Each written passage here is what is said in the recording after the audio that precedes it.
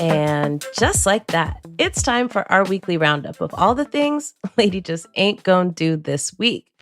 Number 1, is you or is you not about that life? All right, y'all, so riddle me this. If you are a white nationalist or whatever, and you out here thumping your chest talking about death to Jews and death to black folks and death to trans folks, and then you try to overthrow the government because your leader tells you to, is you gonna thump your chest in jail too or not? Now, the Washington Post reported this week that some of the people who were convicted of trying to overthrow the government are fleeing their sentencing hearings. Yeah, they running the fuck away. All right. Now, first of all, that's some scary shit, because what?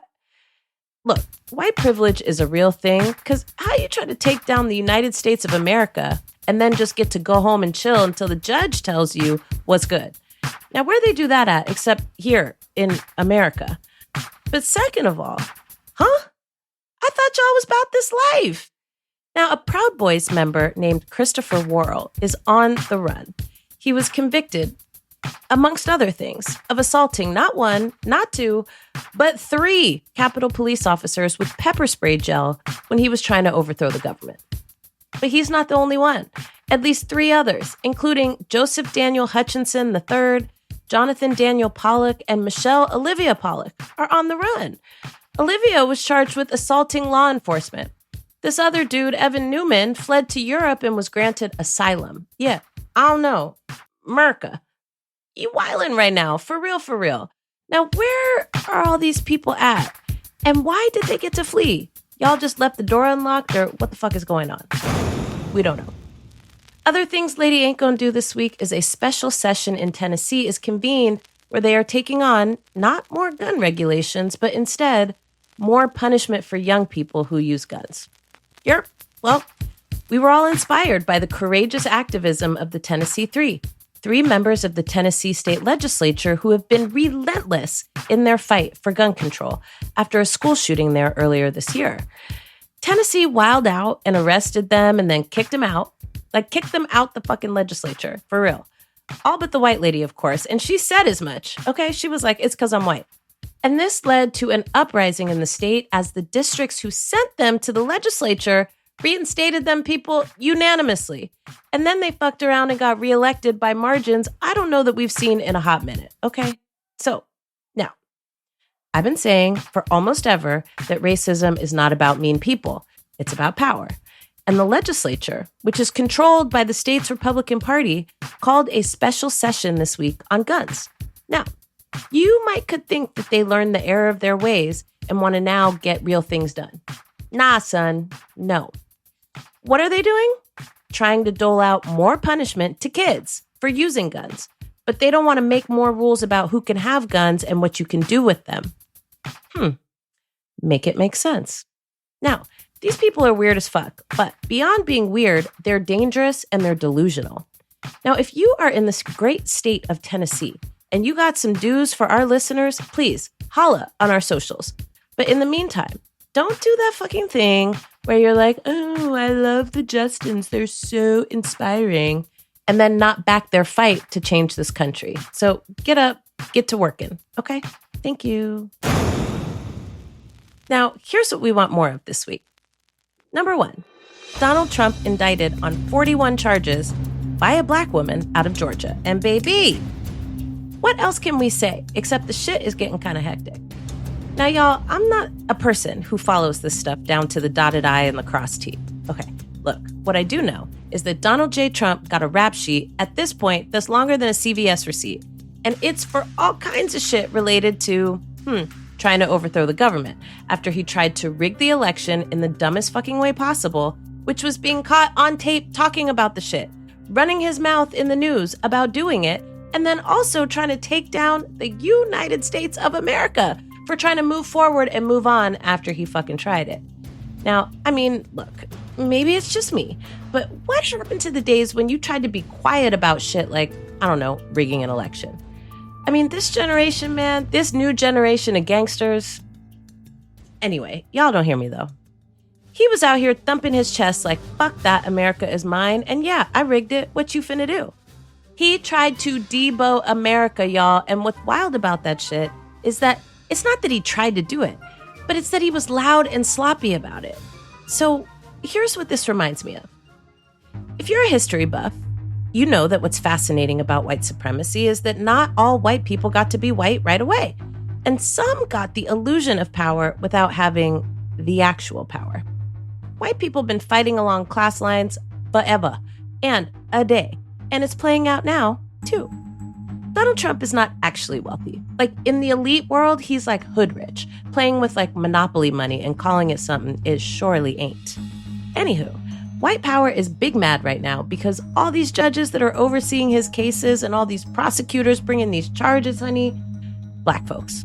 Now, you don't believe me? No, for real. It's black folks. Look, the federal judge who's overseeing one of his cases, a black woman. Prosecutors who brought him up on charges in New York, yeah, Tish James and Alvin Bragg, black people. And now, in the latest episode of What in the Reconstruction Is This?, we have Fulton County DA Fani Willis, who brought 41 charges against Donald J. Trump under RICO statutes, which basically were developed to prosecute the mafia. It's like Fani Willis said, you get a charge for every acre we ain't got, plus one to grow on. Now, in any case, Donald Trump has more than 90 charges he's facing in like 3 or 4 different jurisdictions. I mean, he's trying to delay the trials, but let me tell you, it's going to be a long year. The question is, will he do any jail time? And even if he does, has the zeitgeist just been unleashed to the point where it doesn't even fucking matter? We gonna keep following this. Now, not as closely as like Rachel Maddow and them, because really, there's only so much to analyze. And y'all, and by y'all, I mean the liberal media, y'all are beating this horse the fuck to death. So honestly, call me when this man goes to trial or when he cops more charges, okay? It's too much. Jesus. Other things lady loves this week. Arkansas trying to ban AP African American Studies, calling it indoctrination, but Arkansas schools gon' do it anyway. Now, we love to see rebellions happening across the country because really and truly, lady believes that the only way to defeat this devil worship in the Lord's year of 2023 is to keep on doing what you know is right regardless. Oh, can we just do a side note? Can y'all stop using the word irregardless because it's not actually a word, okay? Anywho, regardless of what these clowns be talking about. Now, Sarah Huckabee Sanders, former Trump press secretary, and now the whole-ass governor of Arkansas. See what I mean? Like, the mediocre is strong out here. Okay. Sarah Huckabee Sanders is out here flexing, talking about, we not finna have no AP African American Studies because it's indoctrination. Ma'am. Indoctrination into what exactly? A belief that black people have made history and made a contribution to this country? Built it, in fact? Okay, whatever. Just say you hate the blacks and move on, okay? But don't act like there's a coherent argument here that you're making. In any case, we put this on the Lady Loves list, not because we care one bit about Sarah Huckabee Sanders, but because we love that the schools in her state were like, bish please, and decided to keep on offering the courses, even though it's looking like the state ain't finna pay for it. Now, this is the kind of energy we want to see more of. Eye-rolling and making away anyway. Other things lady loves this week, Antioch Police exposed as racist and arrested by the FBI. Child, look, I feel like this been the truth for a long-ass time, but why it's on this week's Ladies Love list is because the feds done stepped in. Now, there are those moments as an organizer where you'd be like, wait a minute, I feel a way that I'm cheering on the FBI. But really and truly, if there was anything I would want the FBI to be doing, it's this. So here's the scoop. 10 current and former police officers in Antioch, California and Pittsburgh, California were arrested in a series of FBI raids last week connected to indictments about all kind of crazy shit, including criminal conspiracy, illegally distributing steroids, and using dogs to attack black people and violate their civil rights. Y'all, we might could see more arrests, and the shit is spanning across not one, but 2 police departments. Ain't no bad apples, bae. Okay? The police is selling drugs and beating up black people in Antioch and in Pittsburgh, and they have been for years. Okay? So the whole fucking barrel is rotten. And I mean the entire thing. The shit was so bad that even the police association couldn't fix its mouth to lie, lie, lie, and lie some more. Fix it, Jesus.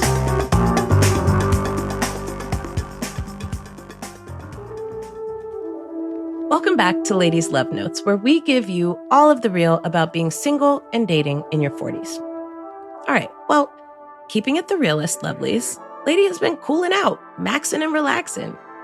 I'm not dating right now. I'm not fucking right now. I'm not cupcaking right now. I'm just chilling and doing me. I'm not on the apps. I ain't going out on dates. I am just handling business, like for me. Now, I was kind of stressed out this week. Like, what are we even going to talk about on the Love Notes? But actually, truth be told, there's an important thing to say here, which is that I'm actually enjoying being single. And in this last little period, I have seen all the ways in which we try to get people not to be single. But wait a minute. Actually, I'm on some, please enjoy being single while you can, because there is going to be a time when you're not single and you go miss it even though you boot up. My hypothesis is this: intentionally leaning in to not being partnered helps you to enjoy it if and when it does come your way. Let me give you an example. The other day, I woke up smiling. I have officially mastered sleeping in the middle of the bed after not having done that for the better part of 2 fucking decades. Yes, my black ass sleeps right in the middle of this California King mattress, and it is glorious.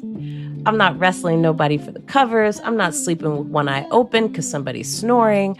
I'm not navigating how somebody else leaves my bathroom or my bedroom or my house or whatever, for that matter. Now imagine that. A thought as mundane as, wow, I really love that I have mastered sleeping in the middle of the bed. I realized it's been months now since I woke up thinking about somebody else. Stressed out about somebody's dusty son who ain't on their shit or whatever. I'm not thinking about pregnancy or STDs, whether or not somebody's going to know how to handle business. None of it. I'm literally just focused on me, and I love it. Now, truth be told, for a minute there, I was getting stressed out. Like, okay, I'm separated. I'm ready to be single and mingle. Now I'm divorced. Jesus. So I've been mingling. Trust. Believe me. I ain't been in a relationship in 2 years, but I've been in at least 2 situationships in that time, and I've had countless other encounters that I have had to manage in some way, shape, or form, from responding to people's messages to deciding if you want somebody to sleep over to making sure you have condoms to deciding if you like someone enough to keep entertaining them to having to cut people off because they play in fucking games and it's better to be alone than it is to be in some bullshit. Right. Look, being single doesn't actually get enough credit. Usually when we say single, we mean not committed, but you could be dealing with somebody still and be single. When I say single, I mean I don't look at my phone unless I want to or need to for work. But I'm not waiting on a text from nobody. I'm not thinking about anybody else but me. And honestly, I kind of love this for me right now. I mean, a bench is always nice to have. It's a lot of fucking work, man. Niggas and their egos is a whole thing. So, in any case, for our love notes this week, I am sending an ode to being single for real, for real. As somebody who was not single for 20 years of my life, I am enjoying the self-discovery part of this journey and the invitation to clarify. Who am I right now? What do I need? What do I want? What makes me happy? And just staying there for a while.